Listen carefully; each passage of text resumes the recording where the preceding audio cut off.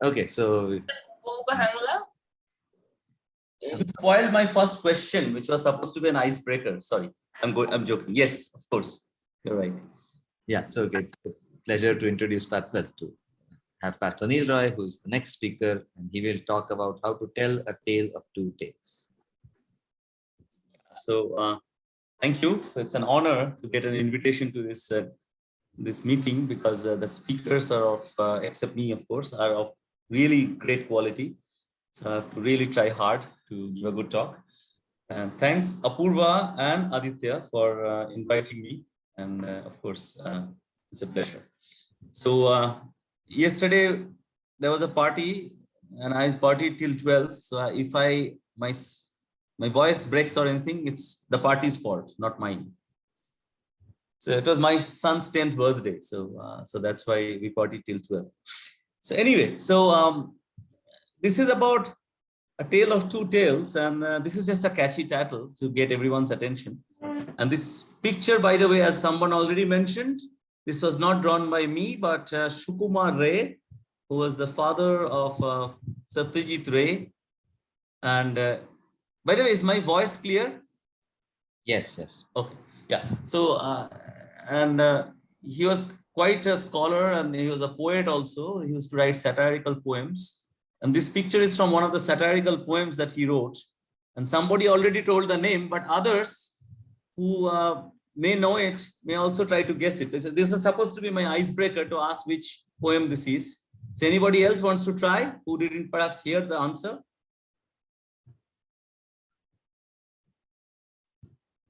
Which poem is this? It's a poem by Sukumar Ray. This picture is from a poem by Sukumar Ray. Huko Muko Hangla. Yes, it's called Huko Muko Hangla. So essentially, so these are all satirical poems. So I think he's making fun of people who are overly serious, etc., etc. I mean, there are lots of interpretations of this particular poem.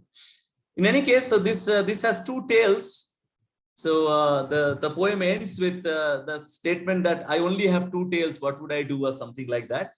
So that's why I thought this would be an appropriate picture for this. So this talk that I'm going to give is an overview talk. Is a very small proportion of my collaborators and I have been doing. So among these people, the mostly I'll talk about the work with Ayan Bhattacharya and Rajat Shubhra Hajra. Ayan was my student at ISI Kolkata, PhD student, and now he's in IIT Bombay as a faculty. And Rajat was a colleague at ISI Kolkata at the time. So others, Krishano is from ISI Kolkata, Zibishek Palmowski is from Poland, and then Philippe Soulier is from France. And the Shobik Ray, when he did the work, he was a master student. So this is part of, well, I'm not going to present it, but it was a part of his master thesis, the paper. And now he's in Stanford working with our classmate. Apurva and I are from the same class, our classmate Shourav Chatterjee. So it's a very small world, as you can see. People are connected in various ways. So anyway, so the talk title doesn't give you any information about what it is about. So I should tell you that first. And this talk is about this model called branching random walks. Now you would immediately ask what they are. What are they? So of course, I'm going to tell you. But let me first tell you that there are two kinds of distribution that are attached to a branching random walk model. And one is called the progeny distribution, another is called the displacement distribution. So we are talking about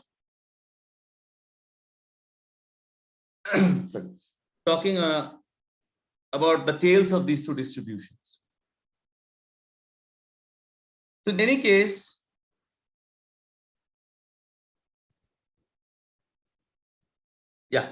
the key question would be how the tails of these distributions affect the branching random walk. So this, of course, is still a vague question because I have not told you what these distributions are and what the tails are. Unfortunately, I'm not going to even tell you the full story. I'm going to just tell you on a Sunday morning, I thought I should just tell you a very, very partial story in the sense that we'll only try to answer the question in a very, very special case and very tiny special case.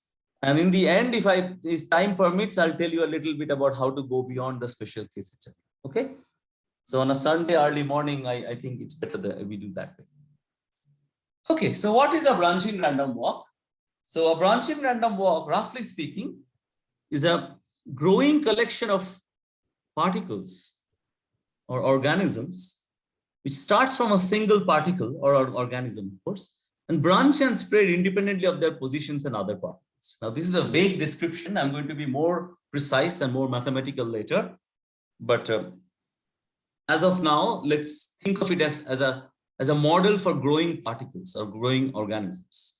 So the particles can be physics, particles that you see in physics, or organism can be, it's a colony of bacteria, say, that grows with time. Okay, so it's a growth model in some sense. Now, what we are going to look at is what physicists would call a toy model. Physicists love this phrase, toy model. So the advantage of toy model is it's easy to analyze and it's easy to get results. And then you can guess what happens in the more difficult situations. So in particular, we are going to assume that the particles do not interact with each other. So in other words, if two particles meet, no explosion will happen and so on. Okay. And also we will assume everything will happen on a line, and we'll assume that the particles can cross each other without colliding. Okay, so that's a very bad assumption, but think of it as although we are going to draw a line, think of it as a very thin strip where the breadth of the strip is very small, but the particles breadth is even smaller. So the particles can cross. Okay. The question is, okay, this is the broad question that we are going to look at, and I'm going to make it more precise in the coming slides. What is the long run configuration of positions of particles? Now, of course, again, it's not clear what I'm talking about, because what do I mean by long run configuration of the particles? So we'll talk about it later. This model, so before we go further, let me mention this model was actually proposed by Begins in 1976. So 2 years before I was born. But the work of Begins, if you look at it, it's closely related to work of two stalwarts in probability. Hammersley, probability statistics, ergodic theory, they are stalwarts in many subjects. So Hammersley, a paper of Hammersley in 1974 and a paper of Kingman in 1975 gave the basis to this model called, branching random walk, which was introduced by Begins. And interestingly, this work in 1976, that didn't get much popularity. There were some papers written in the 80s and so on. But recently it has gone, again, extra prominence due to connections to various other models arising in probability or statistical physics. I'm going to mention a few names, a few important names. Okay, let me start with the dynamics. So can you see the picture nicely here? So can you see the picture, all of you? Yes, sir. Okay, so what we do is we think of it this way. So you can, instead of particle, you can also describe it using organisms, a colony of bacteria, for example. But we will only talk about particles. It's much easier to talk about particles than organisms, perhaps. Organisms is a bigger word. So we'll start with one single particle, okay?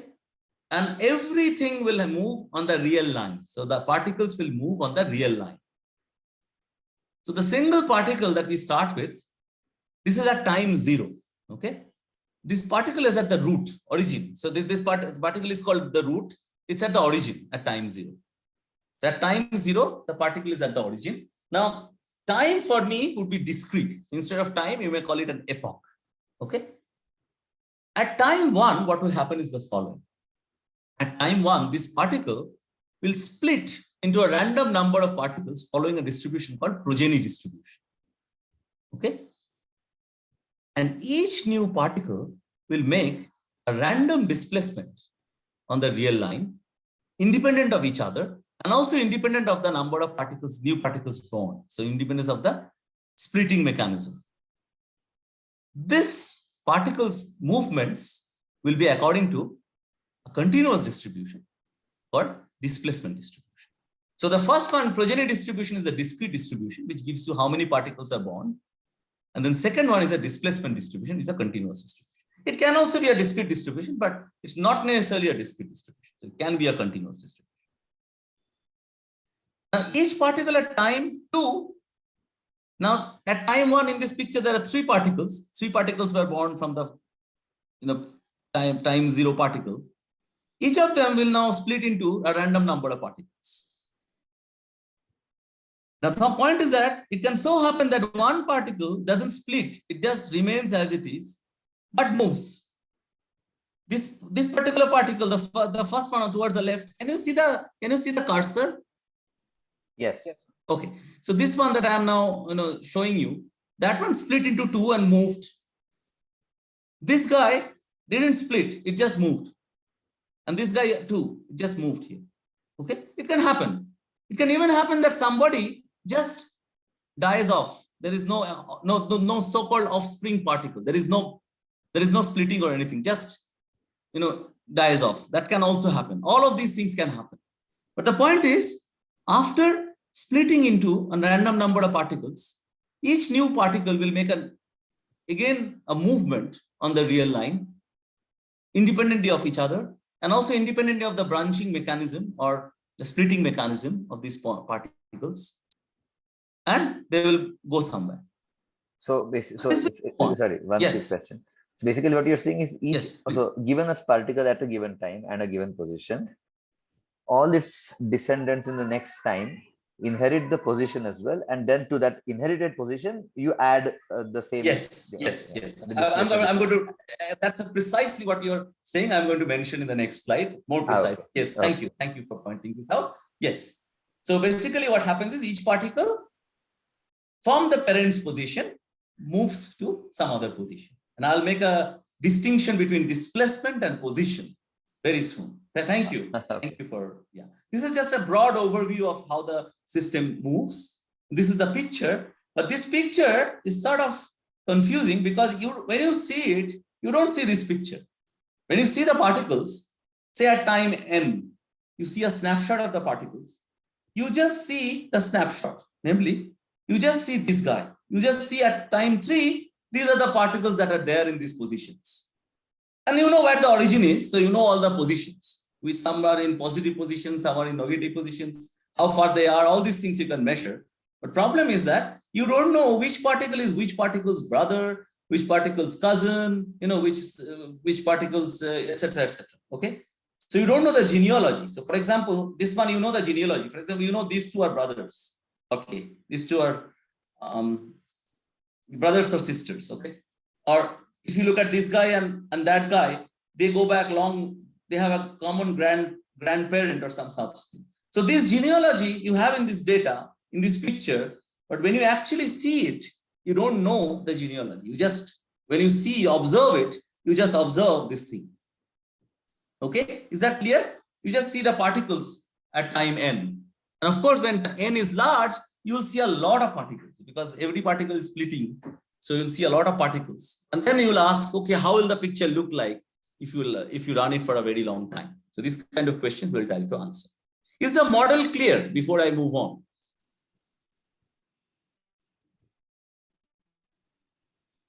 Okay, I'll make sure. So you see there is a tree picture. So this is exactly what Apurva was talking about. So there are 2 things I should mention. One is the displacement of a particle. So for example, let's consider now this particle. This particle didn't branch.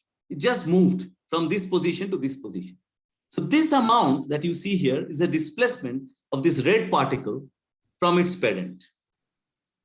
On the other hand, if you look at this particular particle here, maybe I should have colored it. Anyway, it's clear, this one. This is the position. This is origin. Remember, this guy is origin. I'm projecting origin here. So this is the position of this particular particle. So basically what this means is that position of a particle, as Apurva mentioned very clearly, is the position of the parent plus the displacement of that particle. So here was the position of the parent. Then you added the displacement of this particle. But remember, this displacement was negative. So this was less than this position. So that's okay. Negative displacements can be added. That's also allowed. Okay, is that clear now? What is the difference between displacement and position? Okay, so it's going to be important later. I'm going to come back to this, but right now we don't really need it. All you should remember is that we'll only see these particles at time n. We'll see a lot of particles. Okay. Now, why is it Sir, important? just to be clear, Yes, and yes, for your yes, yes, please. displacement will denote displacement per time step, or you can also do displacement between time m and time n. You will talk about We will only do per times. per time step. So per times, and they're all going to be. I'll write it down soon, but they're all going to be IID. All displacements are going to be, yeah, independent and identically distributed. Yes, yes. Thank you. Okay. So, any other question? Okay, let me tell you why this is important. Can you explain once more what is displacement?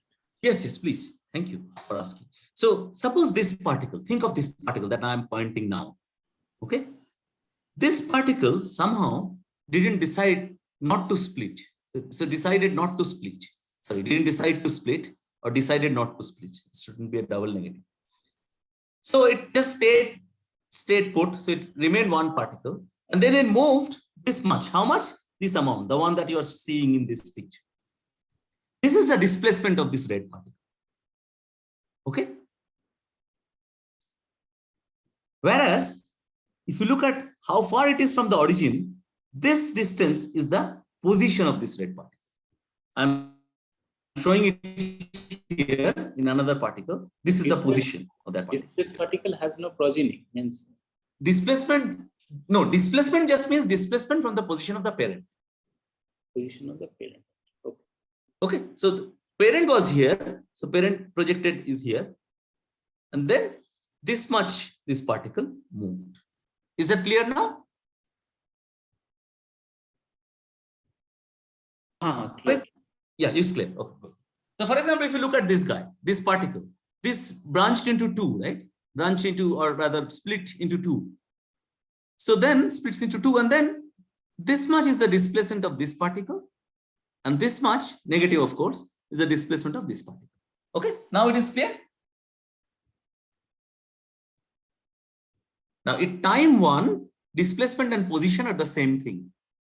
But other times, displacement and position are different.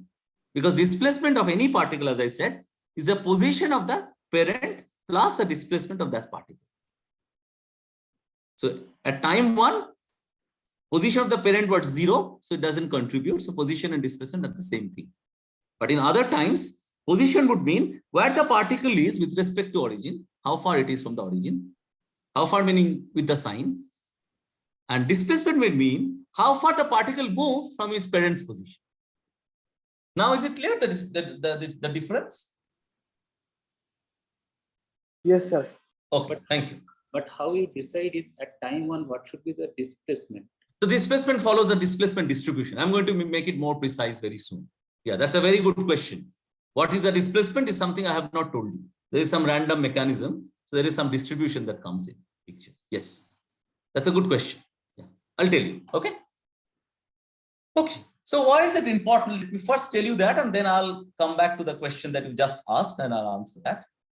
Now this, as you can understand, this appears in many contexts ranging from biomathematics, because you can model a colony of bacteria, to statistical physics. Okay, statistical physics meaning physics where you do a lot of statistics, roughly speaking. An early example of statistical physics would be something that two physicists are attached to, and one of them is an Indian, and another one is a very famous scientist, very famous physicist. Can you guess what is that? So SN Bose.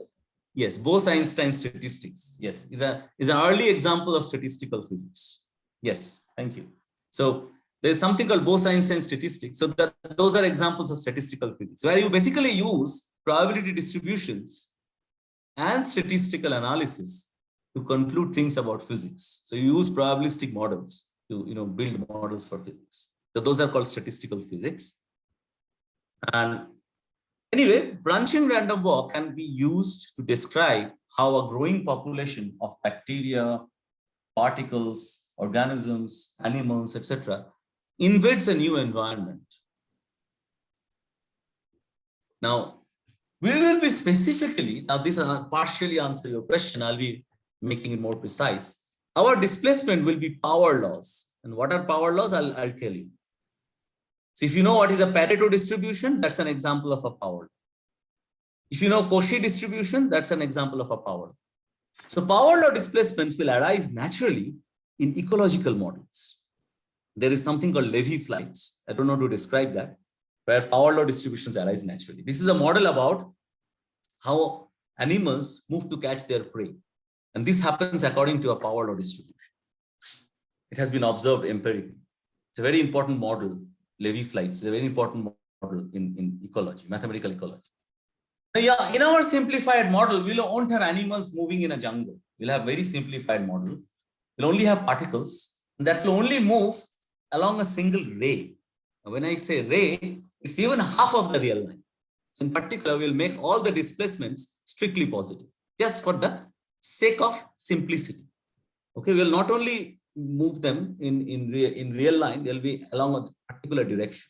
All the displacements, we are going to assume are positive to start with. Okay. Now, more complicated models can also be considered where particles move in a plane or a box. You know, it can be 2-dimensional, 3-dimensional. You can run your imagination. But for the purpose of this talk, as I said, we shall restrict ourselves to the simplest possible model where our particles will only move to the right and on a single ray. And we'll study what is called the long run configuration of the particle. Now, this we can describe a bit more. Essentially, if you run such a branching random walk, so now Rajiv talked about simulation. Suppose somebody is very good at simulating. So somebody is simulating a branching random walk and showing you the picture at every time. Now, suppose after a million times, by the way, time and generation will be used interchangeably. Because as you can see, these particles are organisms. They're forming generations, right? Each time is going to give you a new generation of particles, a new generation of bacteria. So therefore, time and generation I'll use interchangeably. So suppose you look at this model and run it for n generations where n is very large, million, billion, or whatever. How do the bacteria look like? How do the colony of bacteria looks like? Okay, that's a question that we'll try to answer. Again, I'll make it more precise later. But these are the applications. Now, there are various connections. As I said, this subject became very prominent recently because of various connections. And here are some examples. These are all important models in either probability theory or statistical physics or both. Because these days, one of the algorithms of getting papers published in Annals of Probability or Probability Theory and related fields, the two top journals of probability, is to find a good physics prediction and then prove it formally using your mathematics. If you can do that, if it's a reasonably well-known physics problem, you'll definitely get a paper in one of the top journals in probability. The way I'm presenting it looks like an algorithm, but it's not an easy one. It's a greedy algorithm because you want to be greedy in publication, but it's not easy. Okay, many of these papers are like that. These are all top people. By the way, this Roy is Rishideep Roy, who's in IIM Bangalore. So if you are interested to get a feel about this subject, Google. So I love this phrase. I love this verb, Google. I used it in a paper and the referee said, no, use search or something. Don't use the verb Google. It's not a dictionary verb. Although we disagreed with the referee, but when referee says something, you can't do anything. You have to accept it. But I'll use it in my talk anyway. Referee is not present in this talk, I hope. So Google this phrase, Zhan Shi. I think the pronunciation is Zhan Shah. Anyway, plus branching random walk nodes. He gave Saint-Flour lectures in France. And then these notes are there online. It's available for free. And you can look at these notes, 2015 notes. Their introduction is fantastic. It's very well written. If you read it, you'll have an idea about, not only an idea about the model, you'll also have an idea about their connections to various models. Why are they connected to this log correlated Gaussian fields, for example? It's a very important model these days. Okay. Gaussian multiplicative chaos, Gaussian free fields. All these things are well-connected objects with branching random walks. And since these are very hot areas, branching random walk has automatically become a prominent area in probability. Okay, so I think this is a good time to take a short break and ask ourselves if there is any question. Is there any question, comment, or concern?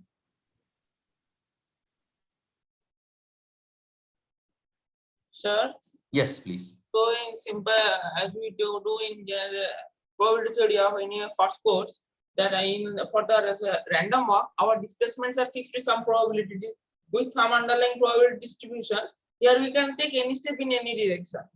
Right. It's essentially a continuous function of the Yes. previous of the previous position of the particle. Say xt minus 1, the next position will be some function of x. Yes.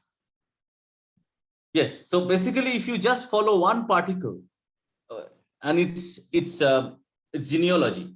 Okay. If you go along one ray, as you said, if you go along one ray, say here you follow this path. Okay. You are basically observing a branch, observing a random walk, as you correctly said. Or if you follow this path.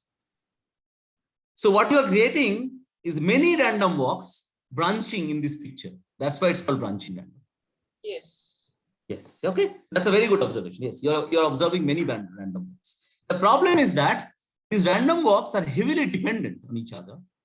For example, this one and say this one and this one, these two particles, this one and this one, they're heavily dependent on each other, right? Because they have a common parent, so they're heavily dependent. So there is a heavy dependence, and there is non-stationarity also, if you know what that means. So it's harder to analyze. That is the problem. Otherwise, you are observing many random walks. You're right. Absolutely right. So if I just remove that dependence somehow, then that might be fine for analysis. Otherwise, Yes, that's a very good idea. The problem is that it's not so easy to remove that dependence. That is the problem. If you could do it, that would have been great. But it's hard. It's very hard to do it. That is the problem, because the dependence is very strong. Yeah, you are right. If you could remove the dependence, things would have been very easy to analyze. The problem is that their dependence is very strong, and that is where the problem lies. So you have hit the right nail with your hammer. So okay, very good. Any other question or comment like this? If dependence is so strong, then we should analyze the conditional expectation, conditional variance kind of. Yes, but the point is that I'll come to this soon. But I'm going to assume the displacements are heavy-tailed, and it would most probably not have variance. It may not even have mean. So Cauchy, for example, doesn't even have mean finite, right? So that's another problem. So you have to somehow see if it's as you said, you are absolutely right there. If things were, say, Gaussian distribution or exponential distribution, is a displacement exponential distribution, say, then you could do whatever you are suggesting, conditional expectation, etc., etc. In particular, if you know about it, martingale techniques can be useful. If you know about it, there is something called derivative martingale which comes here. So whoever asked this question, do you know about martingales? Yes, little. Okay, good. So so if things are light-tailed, then this whole area is amenable to martingale techniques. I'm not saying it's easy. It's after martingale techniques, there is a lot more there, but martingale techniques can be used at least. Unfortunately for us, it's not even useful because things may not have expectation finite. So that is a problem. Okay. So you're talking differential because of this, that both have means martingale is basically, if I concentrate on Azuma inequality kind of thing.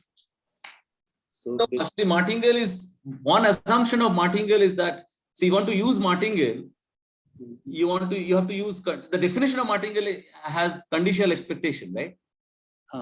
But conditional expectation is well defined only when the random variable itself has finite mean. Otherwise, it's not well defined, right?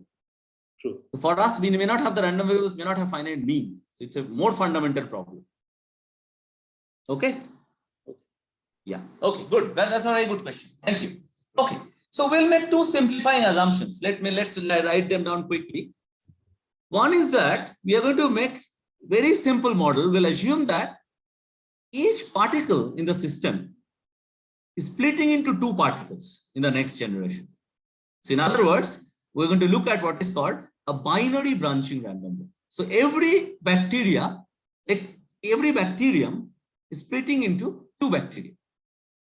So in other words, in the nth generation, there will be 2 power n many bacteria. Okay. That's one assumption. Another assumption is we'll assume that all the particles are moving only towards the right So it's making a positive displacement. Now, each displacement, IID, following a power law distribution. Now, I have talked this to you earlier, but what is a power law distribution? It means that it's only positive. So take a large X, the probability that the displacement is bigger than X, this particular probability obviously goes to 0 as X goes to infinity, but this going to 0 is in a polynomial rate. So in other words, probability of displacement bigger than X is some constant times X power minus alpha, where alpha is something positive. I should have written that, but it's not there, but it's clear alpha has to be positive so that this goes to 0 as X goes to infinity. Okay. So this notation just means when you take ratio of this by this, the ratio goes to 1 as X goes to infinity. That's standard notation. Now, of course, this is making things more difficult because if your alpha is small, say less than 1, or even alpha equal to 1, then these random variables, these displacements won't have finite mean. Okay, so Pareto is an example. Pareto would mean that this exact equality will hold. It's not even asymptotic, it's just exact equality. There are other distributions. For example, if you look at Cauchy distribution, it's not positive, but if you just make it half Cauchy by taking, say, absolute value of Cauchy or something, this will have this property. The alpha will be 1 in that case, and then mean will be infinite. So those kind of things, whenever you see those kind of displacement distributions arise naturally in ecology. Okay, so those are the ones we are going to concentrate in this talk, and that's what we have worked on. Sir, the probability distribution, you have said that this is asymptotic to that C into X to the Right. Then why you are considering this? Why you are not looking at the exact distribution? Oh, because I want to, that's another good question. I want to be as open as possible. So if I take an exact distribution, say Pareto, then I just do the analysis for only one distribution. Okay. I want to do the analysis in such a way that I can cover Cauchy distribution, Pareto distribution, Fréchet distribution, many other heavy tail distributions, stable distributions. There are many heavy tail distributions. These are called heavy tail distributions because the tails are heavier. Okay, the tails are heavier. So because say Gaussian distribution, normal distribution, how does the tail look like in Gaussian distribution? Anybody remembers? It's called Mills ratio. The tails are exponentially small. Yes. Okay, if you just search Mills ratio, you'll find it out. You can show that for Gaussian distribution, if D was normal 0, 1, then this will be exponentially small. So we are not going to 0 that fast. We are going to 0 rather slowly, which means a lot of large values of the displacements will be seen. A lot of particles will make large jumps. Okay, that's what this means compared to exponential tail kind of distribution. But sir, yes. Any particle might have zero displacement. So if X is near 0, how you would analyze that part? It doesn't matter. What happens is if you have a distribution, which we will see why it won't matter, we'll see, because we are more interested in the extremes. We'll see that.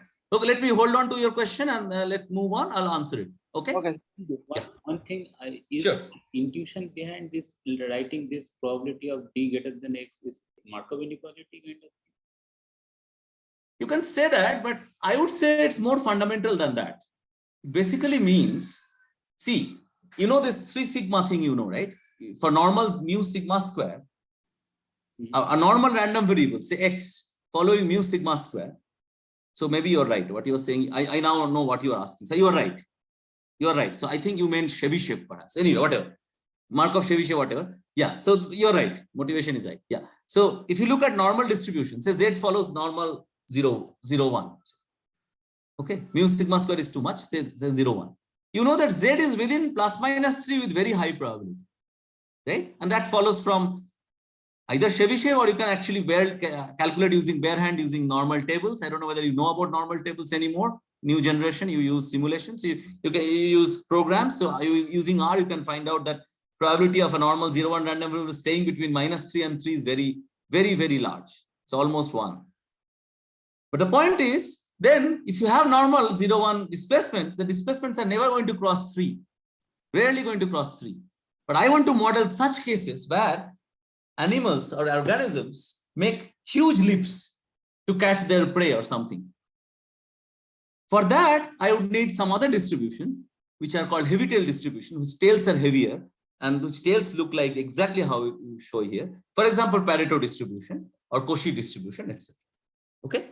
So there is some connection to Markov-Chebyshev inequalities, but yeah, the main motivation is to catch hold of those random variables, which takes very big values compared to normal, etc. Is that okay? Does that answer the question? What is C, by the way? C is just a constant that makes it a valid survival function. It depends on D or depends on?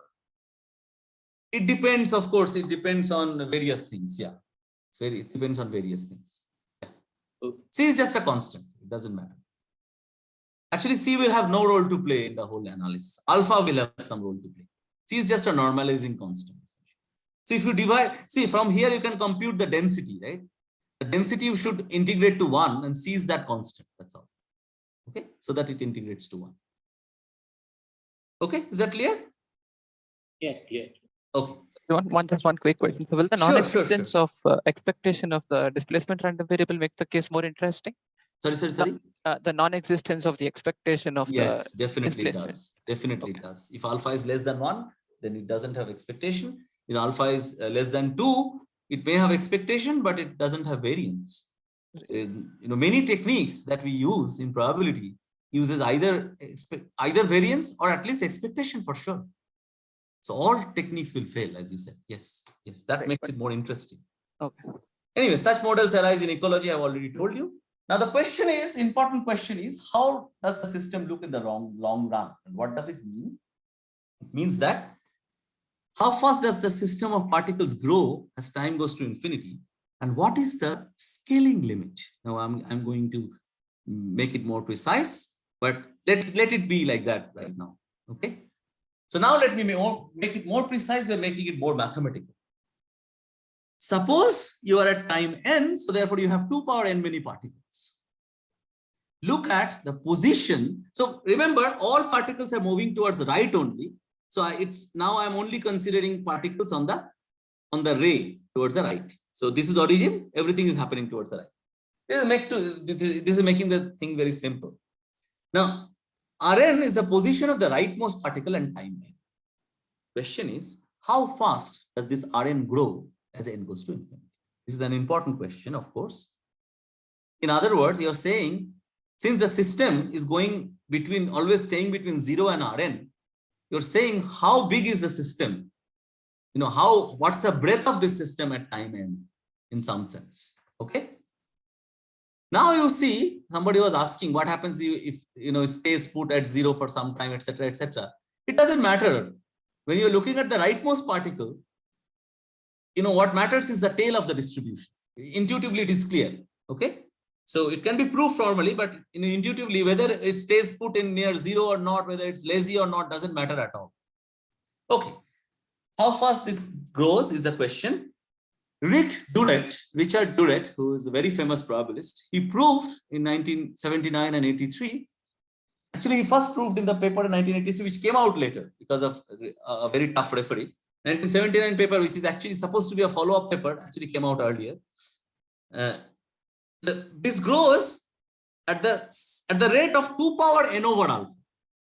So this basically means for a large n, Rn is roughly as big as 2 power n over alpha. Now, what is this alpha? Alpha is that tail parameter. Alpha is this alpha here, this alpha, same alpha. Okay, it's coming from the tail. Right tail is behaving like this, and n, of course, is the generation. Now, what do I mean by this notation? I mean that actually he showed that if you divide the position of the rightmost particle at time n, which is Rn, by 2 power n over alpha, this actually converges in distribution to a positive random variable. He actually found out what that positive random variable is. We'll see it in the talk later, but this is what he did. Okay. Now, of course, you can ask next the question. Instead of looking at the rightmost particle at time n, look at the second rightmost particle at time n. So basically, say in generation 3, there are 8 particles, 2 power 3 is 8. You look at the 7th particle. If you go from left to right, you look at the 7th particle. That's your second rightmost particle. How far is it from the origin? That's your Rn2. And you can ask the same question for the second rightmost particle. You can also ask the question for the third rightmost particle, fourth rightmost particle, etc. You can also ask the question about the gap statistics. What are gap statistics? Here I'm showing you the first gap statistic. This is the difference between the position of the rightmost particle and the second rightmost particle. So here in the third generation, you have 8 particles. If you go from left to right, you look at the 7th particle. How far do you have to go from the 7th particle to reach the 8th particle, the rightmost particle? Okay, this distance is the first gap statistic. Similarly, this distance, second and third, this distance is called the second gap statistic. It so happens that for physicists, these gap statistics have some physical interpretation. They give, if particles gap statistics behave in certain way, there is certain energy levels, etc., come up. There is some physical interpretation. So for them, this is an important question. The question is, how do they grow as n goes to infinity? In fact, since the entire system is growing like 2 power n over alpha, it's not a bad guess that the entire system is growing like that. So therefore, all of them should scale as 2 power n over alpha. And that is right. The question is, what are the scaling limits? When you scale by 2 power n over alpha, what are the limits? Limits in the sense of convergence in distribution. What are the weak limits? That's the question. Now, this is not just one question, as you can see. This is a bunch of questions, right? About order statistics and gap statistics. Order statistics is this rightmost, second rightmost, this is the maximum, second maximum, etc. And gap statistics is the difference between consecutive order statistics. Now, one thing you can do is you can use a brute force method to solve these problems, which means you just use your own method separately for each problem, which is neither elegant nor efficient. It's brutal in every sense. However, it's important to have such methods at the beginning. That's precisely what Rick Duret did. He used a brute force method to find out how the maxima behaves or how the rightmost particle behaves. That was a very good work. But then it's better to have a method that will give answers to all of these questions at one go. And this is what I call a master key for all the locks. Okay, so this is called point process technique. I'm going to describe a glimpse of this method too. And we shall happily sweep all technicalities under the carpet. So I have something written in this ash kind of color. Basically means the full generative would need a lot of things like tightness, vague metric, polyspace. I don't want to go into all those on a Friday morning. Okay, it's still morning, I hope. Yes. So I'll just talk about I'll give you a glimpse of this method so you can see what's going on. Okay. Okay. So any questions, comments, or concerns before I move on to the actual technique? At least the problems are understood. Is it clear what kind of problems we are trying to attack using our method? Yes, sir. Okay. Okay, so let me move on then. Let's try to now tell you what is this master key. Okay. This is where the talk is going to be most technical, I would say. Fix an X. Since the entire system is growing like 2 power n over alpha, look at the following sequence of random variables. What you do is the following. You know that the entire system is growing by 2 power n over alpha. So you can do two things. Either you can scale everything by 2 power n over alpha to make the system shrink, but then it will be very hard to look at it. So instead of that, why don't you take an X and then make the X large by 2 power n over alpha, multiplying by 2 power n over alpha. So you're using basically a microscope to look at the system. You're making it bigger. That's what we are doing here. Okay. So we are looking at 2 power n over alpha X. So this X is a fixed positive number. We're looking at the scaled X. So we are looking X in a microscope. Okay, like this. The microscope makes X 2 power n over alpha times bigger. It's a very specialized microscope. Okay.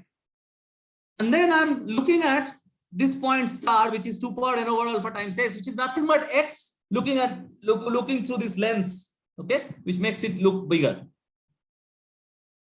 Number of particles at time n that are farther than this star from origin. So in other words, if you look at this picture, this is the case when n is equal to 3. This is there are 8 particles. If this is your 2 power n over alpha times x, this is what you see in your microscope as x. Okay. Then of course, right of it there are 1, 2, 3, 4, 5 particles. So this random variable n and x is 5. Is that clear what this random variable is?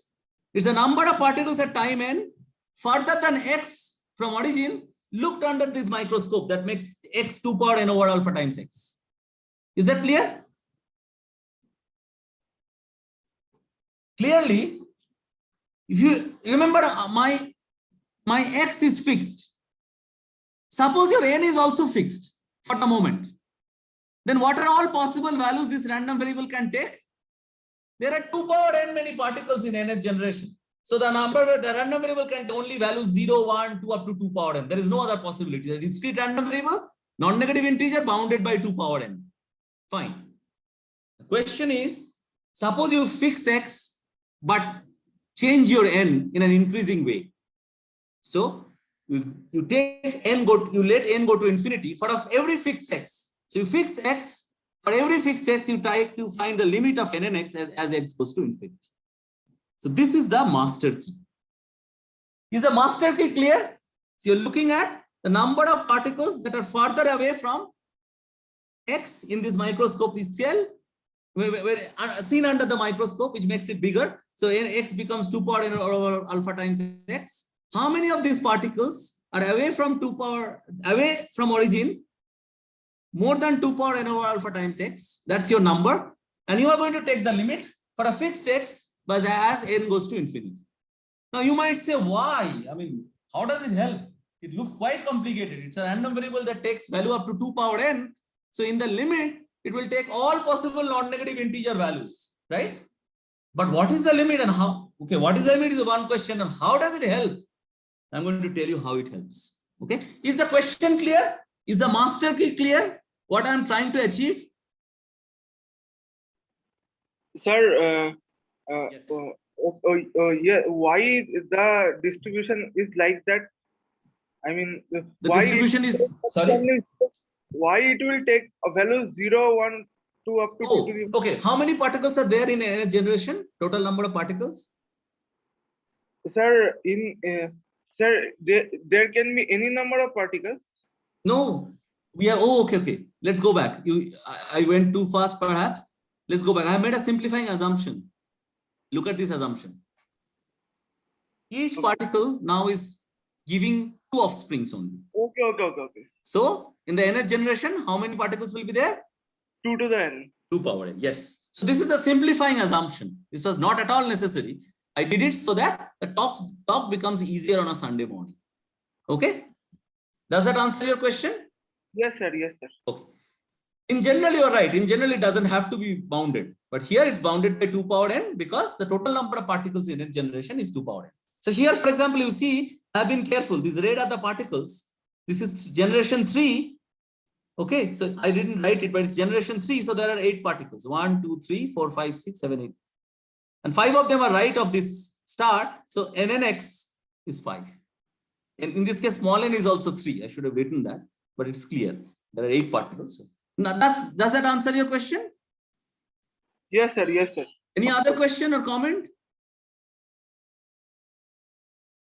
Okay, if not, let me now tell you why this is a master key.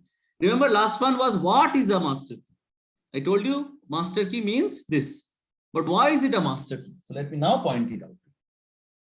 Okay. Suppose you know somebody has told you, okay, for every fixed x, somebody has told you the limit. Okay, the limit I am denoting by n infinity comma x because I'm taking n going to infinity so that you understand x is fixed, n is going to infinity. This is the distribution limit. Okay, suppose somebody has told you. How does that help?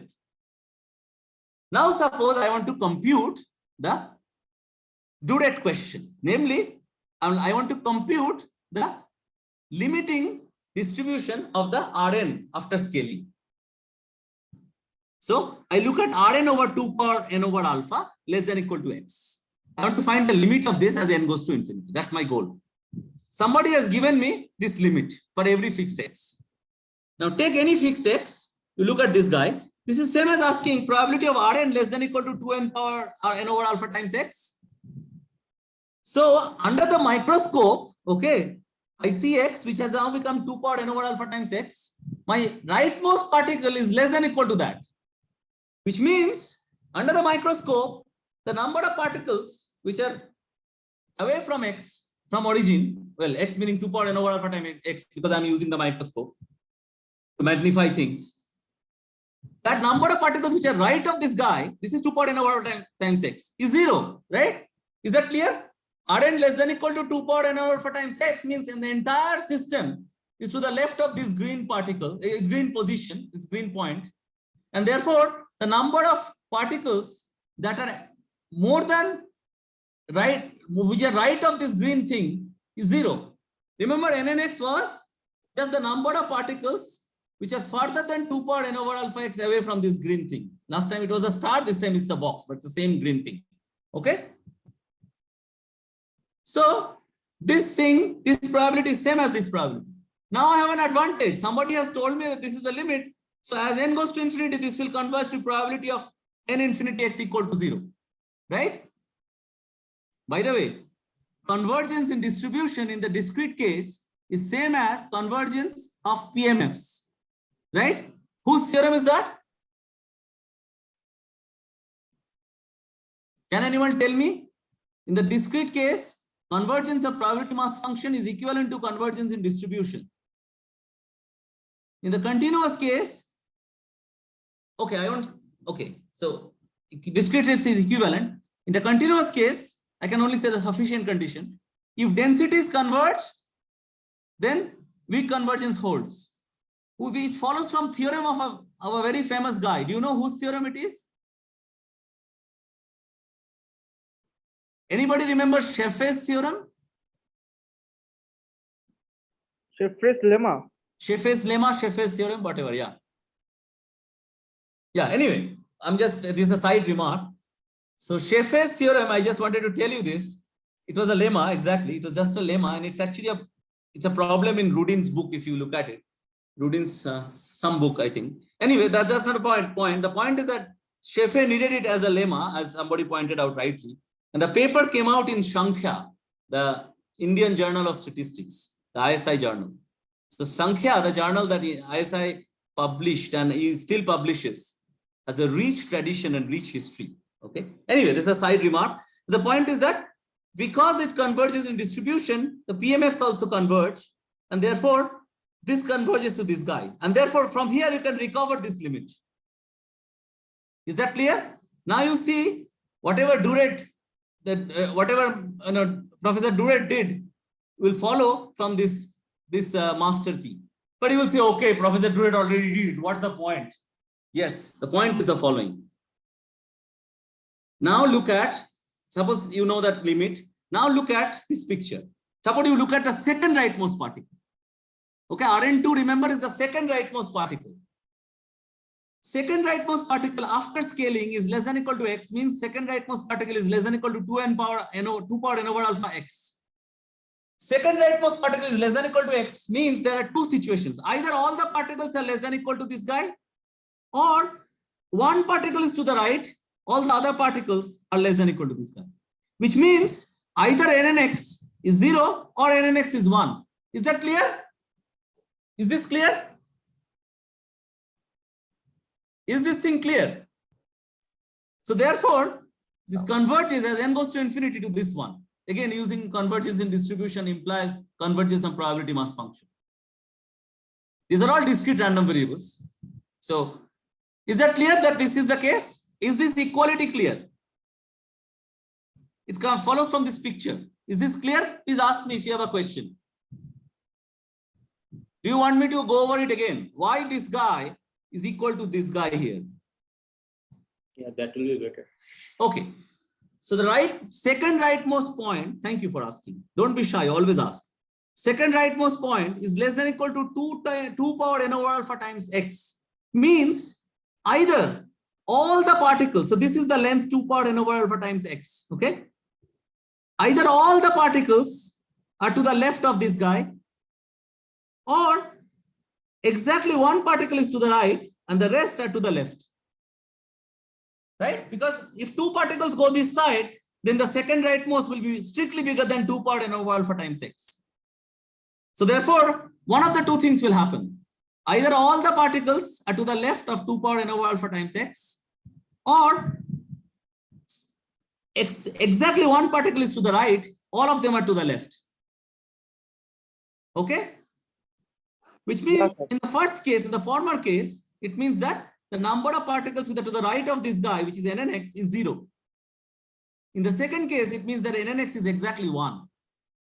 So therefore, this probability, and these two are disjoint events and exhaustive for this particular event. So therefore, this probability is the sum of these probabilities. Is that clear now? Yes, sir. Okay. Therefore, as n tends to infinity, you can take the limit and find it out. Okay, I'm not finding it out yet because I don't know what is n infinity x. Now I'm going to tell you that as well. Okay. So this is our theorem.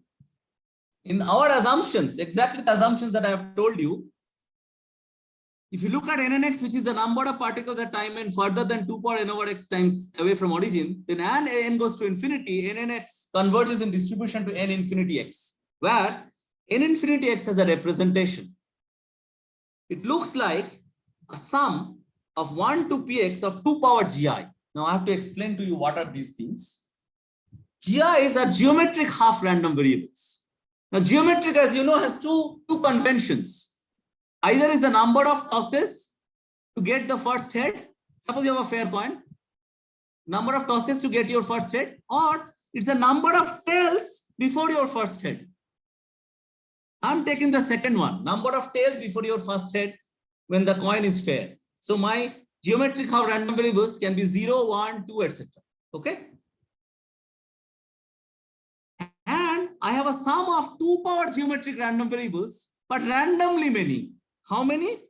Px is not just a deterministic number, it's a Poisson random variable. The parameter lambda is equal to x power minus alpha. Alpha is the tail parameter, and x is this particular x that I have fixed. And I'm looking at the x. This is the same x that I'm looking at under microscope, and that x is becoming 2 power n over alpha times x. Okay? And the GIs are all IID, I know. The GIs are all independent of Px. So all the random variables are independent. So this is how the limit looks. I know it looks very complicated, so let me go over it once more. I know I'm not doing very well with time, but can I take 5 minutes, Apurva? Okay, I take it as a yes. So in Sanskrit, there is a saying which says that silence means yes. So, okay. So the weak limit looks like this guy, where GIs are geometric half. I said precisely now what is the PMF of each of these GI. These are IID, so I can just write down the PMF of G1. It's this guy. So it's basically non-negative integer valued geometric. And Px is the Poisson with parameter lambda equal to x power minus alpha. And all of these random variables are independent. More precisely, Poisson can take the value 0, right? When Poisson takes the value 0, this means it's a sum from 1 to 0, so it's a 0. N infinity x is just the value 0. If Poisson takes the value 1, then n infinity x just 2 power g1. You take one geometric random variable with this PMF, this particular PMF, and they take 2 power g1. If Px takes the value 2, then n infinity x is just 2 power g1 plus 2 power g2, where g1, g2 are IID geometric. And so on. Px equal to 10 means it's when Px is equal to 10, then n infinity x is just 2 power g1 plus 2 power g2 all the way up to 2 power gn, to 2 power g10. Okay. Now you see the limit looks clear to you. How the limit looks. Any question on the limit? Don't ask me how it arises everything. At least have you understood how the limit looks? It's elementary distributions, Poisson and geometric, and it's a random sum. That's all. Okay. Now since you have understood, I'll give you some exercises. Recover Duret's result using whatever philosophy I've given you. By the way, I should tell you this. I'm going to send the slides to Apurva so that you can go over them slowly and steadily and solve these exercises. Okay. You don't have to solve the exercise right now. You take your time, go over the material and solve them. You can always get back to me later. Just in the subject, write branching random walk so that I understand what you are talking about. Okay. So this was proved by Duret. This was proved by us in our paper. Now, it doesn't have to be the second rightmost. I'm just giving you as an exercise. But you know, any questions before I move further? So I'll just keep this for you. So you can ask questions. I'll keep this. So this is Duret's result. Duret got this particular limit. This limit distribution, by the way, has a name. This is called the Frechet type extreme value distribution. So you're looking at extremes, the maxima is an extreme. So you're scaling the extremes appropriately and then getting what is called as limit as an extreme value distribution. So this kind of distributions arise naturally somewhere else. Rajiv Da is an expert. He can tell you more, but this arises naturally in insurance mathematics. And it arises also naturally in financial mathematics, especially risk measures, etc. Okay.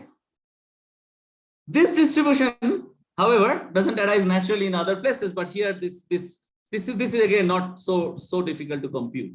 Do this computation. I would say do the second one. First one is easy. Do that also. Then do the second one. I've given you all the steps for doing this. You will need the limit n infinity x, how it looks. Okay. You will need this limit. And you will need the algorithm that I've given you before, namely these things, these kind of calculations. But go over them and solve the exercise. This will be a very good way of understanding this topic. Okay. Assuming there is no question, let's keep the question till the end. Yeah, sorry. With ion and so on, Roger, you have in your paper, you do it for R and K for all K? Or? Yes, that's exactly what I'm going to tell you. Oh. So that answers Apurva's question. Very nice. Any question Apurva asks is going to give you more exercises. Sorry, guys. Okay. So I have given you infinitely many exercises. Unfortunately, countably infinitely many, but still it's infinitely many. And the question is what happens for general K? If you solve Rn3 itself, you will figure out, and do Rn4 as well.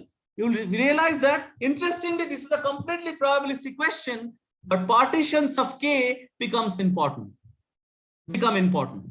More precisely, I'm hiding it, but partition of K as sums of power of 2 becomes important. Sorry, and are do these have to be distinct powers like writing K in binary and then? Yes. Some such things. Yes, some such things. Yes. So you can write 2 power G1 plus 2 power G2, etc. That's why. But the point is G1 and G2 could be equal also, no? Yeah, they can be equal also. So okay. So this is not binary. But yeah. Not binary. Okay. Not exactly binary. Yes, not exactly. Okay, but there is something binary-ish in the matter. Yes. Sure. Okay. Sure. Okay. Please solve these exercises. Okay, all of them. All 4 exercises I have given you. They may be boring, but do them. It's a very good way to understand this talk. There are 2 ways to understand mathematics. One, you give a talk on the same thing, or you teach the matter to someone, a group of smart individuals like yourself who will ask smart questions. So you have to prepare well. That's one. 2, you solve problems based on that. Okay. These are problems that I'm asking you to solve. Okay. So let's quickly revisit the tree representation. Remember, I had told you that, what I have is position of a particle is position of its parent plus its own displacement. Now, what we can do is we can, denote each vertex to be denote each particle is using a vertex in this tree representation. That's exactly what it is. Now, you can identify each edge with the vertex below. For example, this edge, this orange edge is identified with this orange vertex. This blue edge is identified with the blue vertex, etc., etc. Now then, what you do is you identify vertex with particle, and hence edge is identified with the particle also. Then attach IID power law displacement on each edge. So each particle has a displacement. You attach it on the edge. Remember, edge is a vertex. Edge is identified with the vertex, and vertex is a particle. So edge becomes a particle. Okay. If you look at that, you will see that, for example, if you look at this guy, you look at this path, this colored path that I have marked here. You look at this yellow particle. Position of this yellow particle is just the sum of the position of the green particle plus the displacement of the yellow particle, right? So therefore, position of the yellow particle is essentially position of this plus the displacement that you attach with this particular edge. If you use induction and think for 3 minutes, 27 seconds, you'll realize that that means that the position of this yellow particle is just the sum of all the displacements along the unique path that goes from root to this particular vertex. And I'm hiding this non-backtracking. Who will think about backtracking except pathological mathematicians when you're talking about path from root to a particle? So you just go straight away. Okay? The geodesic path. Just go straight away. Don't backtrack. So if you don't backtrack, you will have, in this case, generation is 4. So you will have four edges. You sum all the displacement on those edges. Why did I revisit this? Because I want to do some heuristics. I want to answer you the questions, why Poisson and why geometric. Let me first answer you why Poisson. Poisson is coming because of a very simple fact that you learned in basic probability courses. It's coming from the fact that binomial distributions converge to Poisson distribution at some level. Of course, there is some more to it, but at the back of it, this is what is happening. That's why you see the Poisson limit. Why geometric? That will give rise to another exercise. Suppose you run the binary tree up to n generations and choose an edge at random. ln be the number of descendants of the chosen edge in the nth generation. So I have a picture here. You have n generation, n is 4 here. So this is n generation, say. What you do, you choose an edge at random. Say this red edge is chosen. Then this red edge in the nth generation, which is 4, has 4 descendants, right? So ln in this case is 4. Small n is 4, ln is also 4. Easy exercise. As n goes to infinity, ln converges in distribution to 2 power g, where g is this geometric half, which is non-negative integer value. It's very easy exercise. Check it. Okay. At the back of it, geometric is arising because of this. Now you can say, what is the connection? The connection comes from the fact that what happens is, say you look at, forget about everything. Say you look at the rightmost particle. So you're looking at the maximum, right? The maximum, the particle has gone so far because let's say one of the particle had a huge leap. This is called one large jump principle. Okay. It can be shown formally. So there is a very big leap by some particle, which say this red one. Okay, this red edge is denoting that displacement. And then all of its descendants are going to contribute to this rightmost particle, position of the rightmost particle. And this is how this thing arises. Of course, this is a very vague description. This is not at all a proof. This is just a heuristic. And that's all I wanted to give you. A few remarks, very quick. Instead of 2 offsprings, if you have m offsprings, then 2 power gi would be replaced by m power gi.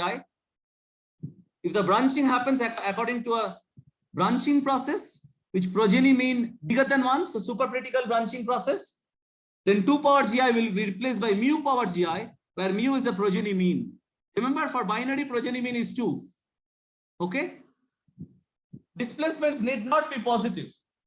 You can talk about non-negative, non-real number displacements. Asymptotics of gap statistics have also been investigated in our paper. This is answering Apurva's question that he asked here, and answering a very famous statistical physicist, Gregory Scher's question in 2015, asked in a personal communication in Krakow, Poland, to my student Oyan. 2 conjectures, well, we are calling it conjectures, but physicists call them predictions, but I love to call conjectures because conjecture science sounds more cheesy. 2 conjectures of Brunet and Derrida, they were actually conjectures in all sense of the term, have been verified in our work, linking our work to another pioneering work. These are very famous statistical physicists, Brunet and Derrida, especially Derrida. We have also extended this to dependent displacement setup, multi-type case, branching with infinite progeny mean, etc. And I'm hiding one thing is that when I say dependent, the dependence is only among offsprings coming from the same parent. Okay. Anyway, so there are many open problems in this area. And since this talk is given in a forum that addresses ISI, I should have some statistics in it. Unfortunately, the real statistics, everything else is probability, is coming in the open problem. It's a very hard open problem to do any kind of statistical inference for branching random walks. So for example, if you look at the snapshot in the nth generation, how to estimate alpha is a very difficult problem. Okay. And there are other questions too. I'm not going to stress too much on that. And these are the references. This is the one that I talked about. This is the dependent displacement extension. This is the extension to the multi-type case. And this is the latest paper, which actually got accepted in stochastic process and their applications recently. So this is basically the infinite Progeny case. I'm sorry for taking extra time. I think I will stop here. Okay, thank you, Parthoni, for a very nice talk, very full of energy and lots of connections and lots of questions for the audience, which is rarer in the talk these days. Are there any questions for the speaker? Further questions, actually. Several were asked during. Are there any further questions, comments, remarks? Please feel free. I mean, you can of course email me later, but and as I said, I'll share the slide, and I think Apurva will also upload the video. So at some Right, the video will be uploaded. please also upload my slide. I have no problem with that. Sure. But you take the partition kind of thing. Can you Yes, go yes. back to your partition slide? Yes. Sure. 1 minute. Yes, I would say you try to solve this exercise, especially if you do this one, you will clearly see what is going on. If the partition is affecting this one, in your problem, so basically that already invites the coloring problems, right? Here, Yes. Various problems. Yes. coloring problem in combinatorics. So Right. So No, it has connections to various combinatorial things. I am hiding all of them. But as you rightly guess, I remember that I said that this is connection to various models. Some of those models have very, very specific combinatorial questions which get attached to branching random walks, which get connected to branching random walks. So you are absolutely right. here, if this is something connecting with the partitions of the natural numbers, then it must be partition with the prime numbers also. Actually, in this case, the partition is a very specific partition. Now, as Apurva said, I'm hiding it here with this ash color, but it's partitions of K as sums of powers of 2. So this is a bit more than that. And then you just don't have the partitions. You have a lot of probability attached as well. I'm just telling you vaguely that partitions are important. I would suggest that you solve this problem and then you will clearly see what I'm saying. I unfortunately didn't have time to go over this problem in this talk, but I think now I've given you all the ingredients. You should be able to solve the problem 2, exercise 2 of this slide. If you do that, you will see that, you can write 4 as 2 plus 2. You can write 4 as 4 plus 0 when all these things come into picture.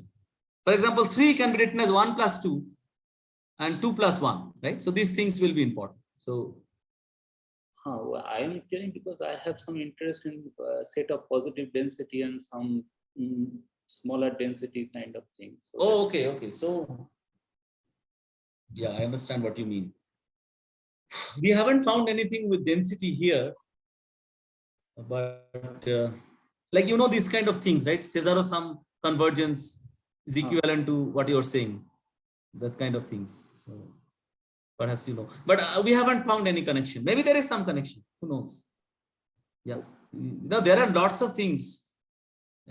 As in Hamlet, there's a dialogue, right? There are things in Horatio, right? What is the exact dialogue, Apurva? Do you remember? There are things on heaven and earth that something beyond Right. understanding. Horatio, that. Yeah.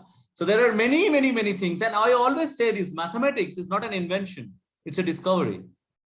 So we are discovering many things, and many things are undiscovered yet. So hopefully one of you will discover something new here. But you have a very specific thing in mind. Maybe you can formulate the question more specifically and ask me over email. I can try to think about it. Okay? Okay. Thank you. Thank you for all the questions. It was very nice giving this talk. Okay, maybe since it is 11:30, maybe we could potentially stop here, and please feel free to ask Parthoni. Yes, email me. So Email it him is there in my questions. website.